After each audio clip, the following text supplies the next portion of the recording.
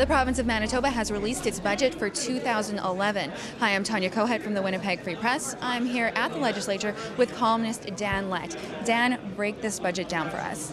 Well, I think the really important thing to remember is that this is the last budget that we have before a provincial election this fall. So as a result, we look at it not just as a fiscal document, but a political document. I don't think anybody is really surprised at what we've seen. It's sort of a mix of there's a little bit of extra spending, there's a little bit of extra good news on revenues, and there's a bunch of little shout outs to individual groups through little tax cuts and other spending measures. This budget is in the red. How does having a deficit contribute to eventually having a surplus over a number of years? Well, this is year 2 of what they're calling the 5-year plan, and that's 5 years to reduce the deficit. So what we know out of the budget documents is the government's ahead of schedule on deficit reduction. Last year, they estimated the deficit would be in the neighborhood of $545 million. Now they're looking at a deficit that's about $430 million, so they are, and that's ahead of schedule by only about $7 million. But what we also know about budgeting is they will do better by the end of the year than they're forecasting, and that's for all levels of government. They always set very reasonable expectations. They always try to outperform, so a little bit less spending, more revenue, smaller deficit we should expect by the end of the current fiscal year. So break it down for us. What are the big changes, things that will actually affect Manitobans? Well, the things that will affect Manitobans, there's tax reductions and tax credits. And this is partly the reason why the deficit is still so high.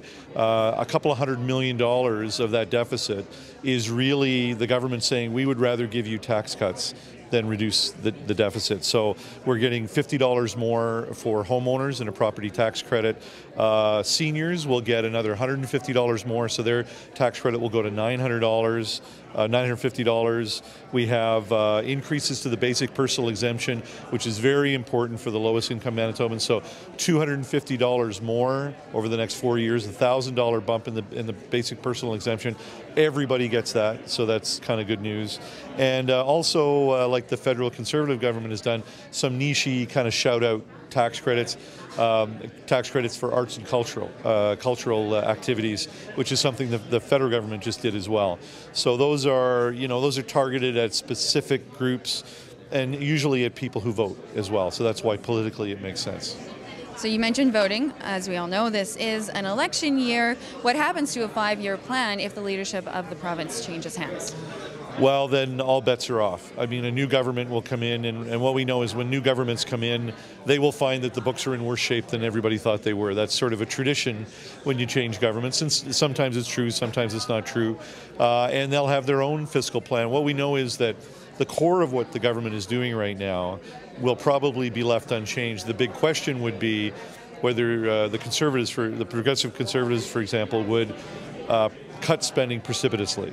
Now, last year at this time, the Conservatives introduced a motion to cut spending by $400 million. Well, that's a lot of money out of a $13.4 billion overall budget.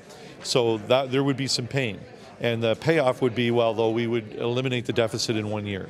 So we'll have to see. I mean, that's going to be a very big question. But certainly for 2011-12, this is the plan that we'll live with for the most part.